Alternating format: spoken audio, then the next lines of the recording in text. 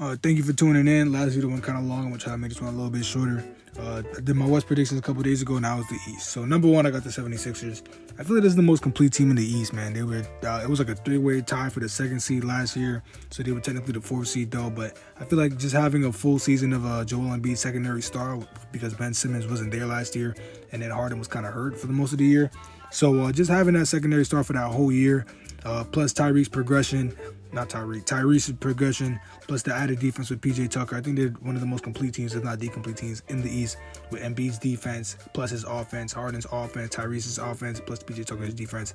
So yeah, I got the 76ers going number one. And at number two, I got to put the Celtics there. I see a lot of people trying to get freaky deaky with the Celtics record, putting them at like the 6th seed or something like that. I get that they struggled in the beginning of the year, but I just feel like just that chemistry that they have with the guys that they have, plus that they got better with Malcolm Brogdon, even though the coaching is kind of messed up. Maybe Jaylen Brown's a little bit angry. I still think that they're a team that's driven, and I still think they're a team that's young, up and coming, and they didn't get worse. I know Robert Williams is hurt, but at the end of the day, they didn't get worse. Depending on how Horford looks, that might be a little bit of a problem. But other than that, I think there's a solid team. They got Blake Griffin. They picked him up, so he could probably play some big man minutes. But at the end of the day, I think Tatum's going to get better. I think Brown's going to get better. They added Brogdon. I don't think the Celtics are going to be any worse than the 3rd or the 4th seed. So at number 3, I got the Nets. So if there was any team that I think could pass the Celtics, as I said, the Celtics, I don't think they can go below 3 or 4. It'll be the Nets. I'll probably switch them out. But the only thing I don't trust with them is their defense. I know they got Ben Simmons, who is going to be a big plus on defense. I'm not downgrading his impact. They got Royce O'Neal. But Royce O'Neal, you feel me? Him being the best defender on the Jazz, I mean, how did that work out for them? I know still, like, when he's like the best perimeter defender, that's not going to work, and now it's Ben. But still, I just don't trust their defense outside of those two. I know KD's a plus defender. But other than that, I just don't see a lot of defense on this team. And I think that's the only thing that's going to hold them back. And then, injuries is going to be a factor too. So I more trust the Nets at number 3 other than anything higher than that. But this is a solid team that could easily be the 2nd seed, to be honest. At number 4, I got the Bucks. Call me crazy, but I think that the Bucks could be having a start for a little bit of a regression. A lot of their core guys are getting older. I think Jrue Holiday's in his 30s by now. Chris Middleton's in his 30s. The only guys that haven't even hit 30 yet, I think, is Giannis and Bobby Portis, like those main rotation guys. So I think with these ages and Chris Middleton getting hurt, I think we could see him start off a little bit slow. And I think that the Bucks as a whole might have a slow start, and then it's going to be hard to catch up. In this year, it's going to be hard to catch up. Since a lot of these teams are competitive, and a lot of these teams got better. So I just do have the Bucks here at 4, and I feel like a regression might be coming, even though Giannis is amazing, obviously. And number 5, I actually got the Cavs here. The Cavs were one of the higher seeds before injuries last year, so I think adding Donovan Mitchell, which I think was a fantastic trade, is going to take them completely over the top. A lot of people are saying, are they contenders? I personally do believe that they are contenders. I think they're going to be able to compete with a lot of teams. Their small forward position is a little bit questionable with Isaac Okoro. We'll see how he progresses, but everything else is perfect. Kevin Love is going to be an amazing 6th man. I think this team's going to shock a lot of people this year, even though they shouldn't be shocking because this is a stacked roster from top to bottom. But yeah, I got them here at number 5. At number 6, I got the Heat, and if you want to know my reasoning on that, look at Jimmy's face. Thank you. Anyways, at number 7, I got the Raptors. I think the Raptors, I mean, from top to bottom, they have a pretty good roster. Fred VanVleet could give you 20. Gary Trent, 17 to 18. OG's upper cover. Scotty Barnes was amazing last year, and Pascal. But I just don't think that, again, a lot of solid teams are going to, be a little bit disappointing. And I think that if there's ever a year where the Raptors decide to, kind of blow it up and focus more on the, Scotty, OG, and Gary, I think this would be the year. So I'm kind of predicting, I wanted to put them lower because I'm kind of predicting that they trade at least Fred, because I believe this is his last year of his deal. But even if they don't, I still don't feel like they're better than a lot of the teams that's up here. Maybe they take up the Heat. I don't really know. But because they do have a lot of depth. They have a lot of good depth. But as far as seeing a deep playoff run or even being one of the top teams in the East, I just don't see it. And I just had them here at number 7. At number 8, I have the Hawks. This is kind of disappointing because not too long ago, I think 2 seasons ago, they were in the conference finals. And I really don't see them being any higher than this. Maybe the 7th seed, maybe the 6th. But other than that, man, I just really don't see, DeJounte Murray being the guy that's going to take them from being a play-in team to a top seed in the East. And you feel me? I think they just got to figure something out with John Collins and Clint and all that, because it's clear that this is not working. They're stagnating and need to find a good good secondary partner for Trae Young. I don't know why I started so much there. I'm not editing that out either. Hey, the Bulls, I got them at number 9. They're just kind of unlucky, man. You know, Lonzo Ball with his injury, it looks like it could take him out for the whole season. We're gonna see how Vooch looks after 1 year of regression. We're gonna see how DeMar looks 1 year older. Even though I don't think it's gonna be a huge drop off, but the reason why I don't have the Bulls just completely falling off because they do still have Alex Caruso, who I think is decent. They have Ayo Dosunmu, who look like he could be an impact player in his second year. So I don't believe that the Bulls are just going to be, you know, just this terrible ass team, because they were a high seed when they were healthy last year.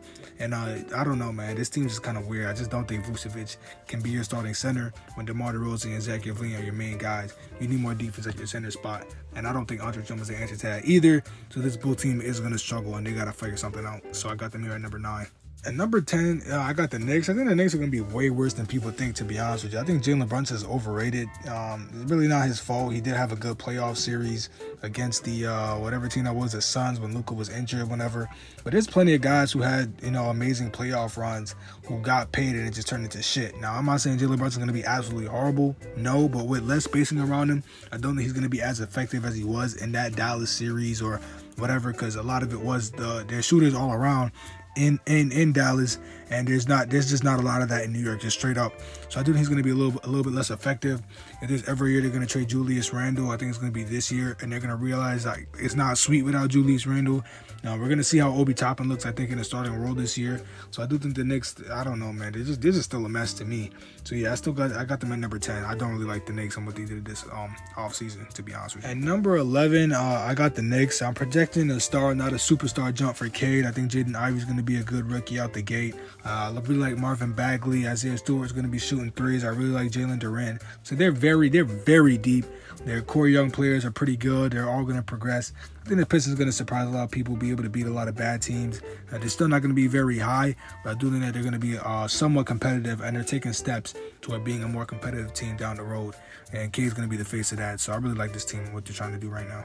At number 12, I got the Magic, and I kind of hate the Magic because I really like Paolo. I really like Markelle Fultz. I call him MVP Fultz. I really like those two, but they just have so many guys. Like, there was a screenshot. It's like Paolo, Wendell, Mo Bamba, Jonathan Isaac, Bo's on that team, RJ Hampton, Jalen Suggs, Cole Anthony. They have so many, even Chuma Okeke. They have so many young guys that need the ball, that need to progress, which is one of the reasons why I had them, because they have too much talent to be any worse than this, in my opinion. But at the same time, they have so many guys. I think that guys like Jalen Suggs are going to fall through the cracks and be almost terrible, because I think he's going to be more of in a spot-up shooter role because of how ball dominant Cole Anthony is. So and Paolo to an extent, because I think Paolo's a point forward. He needs the ball in his hands too. So I think Jalen Suggs is going to be reduced to like a spot-up shooter. So he's going to be bad this year. And I just think the Magic, they're going to have to do a lot of trades, but at the same time, they have way too much talent to be any lower than this. And I'll be very disappointed if they're any lower than this either. Because at this point, I think the Magic should start looking at, okay, we have a whole lot of young pieces. Who should stay? Who should go? Let's try to start winning. Or at least just not be bottom tier. You got the number 1 pick. Be better. At number 13, I got the Wizards, man. I just never seen a team with so much Like, it's just all around. You see Bradley Beal, like, yeah, he's going to be making like 40 mil. You see Kuzma, you feel me? He look like he get up now. Feel me? He dunking a lot, but it's just See Kristaps, like it's just just all around. They're still gonna probably use Denny in the wrong role. Their point guard is gonna be Monte Morris, which is cool. But I think the Wizards, man, they're just gonna be bad for a long time, and hopefully the lottery gods bless them and they get Vic. But other than that, man, I see the Wizards being bad. I know there's somebody who they think they could compete for a playing spot. But me personally, I think actually what they have on paper and what actually is going to be on the court, I think it's going to be two different things. I think they're going to disappoint a lot of people. And Bradley Beal, that trade request should be coming anytime soon. He got his money, so he can get the hell out of there now. So for a couple of these teams, I'm actually predicting what's going to go on for them during the season. And one of the teams I'm predicting that for is the Pacers. I do think that Miles Turner and Buddy Hield will not be on this team past the trade deadline. So these are one of the teams that I predict that they're going to be kind of treading that playing spot until about the trade deadline, and then they're just going to collapse. I really like Benedict Mathurin. I think he's an underrated rookie. I think he's going to be a top 5, top 4 in rookie of the year. But other than that, man, they got Isaiah Jackson and Jalen Smith. Though I consider them twin towers, even though they're both kind of undersized. But I think they're a decent team. Tyrese is going to be good. but I don't think he's gonna make that that 20 and 10 jump that everybody thinks he's making. I think more 17, 18, and maybe 8 and 9. I think is more feasible because Tyrese is kind of passive. But yeah, I mean the Pacers, they're building something special. I really like Benedict, but I think they're gonna make a lot of trades and they're gonna try to be bad and tank whatever. And last, and yes, they are least, who I'm predicting them to be the worst team in the league. I got the Charlotte Hornets. Obviously losing Miles Bridges was a big hit. You have one more year of older Gordon Hayward. I mean, I think they're going to give a lot more minutes to the younger guys and just kind of embrace that tank. I think Terry Rozier is out the way, on his way out. I think Gordon Hayward might be on his way out. I think the Russell Westbrook for maybe Gordon Hayward is a little bit more feasible. Maybe Gordon Hayward and Terry Rozier, and then they waive him. Or not waive him, but, buy him out, whatever. But, yeah, I just don't see this team doing anything. I think LaMelo's going to put up some nice numbers. But other than that, man, this team looks like it's going to be buns, especially because they want to give Mason Plumlee minutes over Mark Jackson, which I think is ridiculous. But, yeah, man, this team, I mean, they're going to be looking at P.J. Washington to be their third or fourth best scorer. I don't think that he was built for that role. So I just don't see the Hornets doing anything. I think they're going to be the worst team in the entire NBA. But, yeah, man, thank you for watching, bro.